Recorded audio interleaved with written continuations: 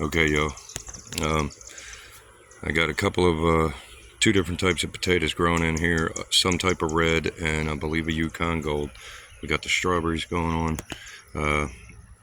This I believe is the cow peas with the corn, and that one over there is the pole beans with the corn. Then we got pole beans there in with zucchini. Got more potatoes across here. I don't remember which kinds those are. Lots of strawberries. Lots of strawberries. Carrots all along, all the way down to there. You can kind of see them in there.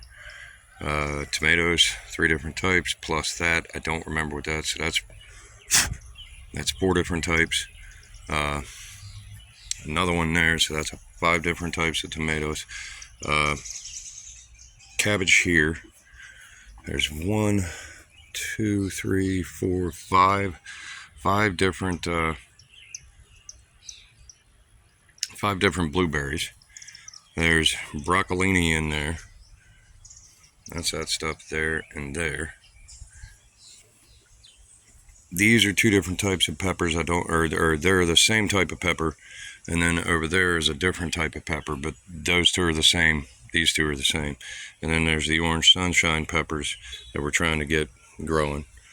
And then you got the herbs across there.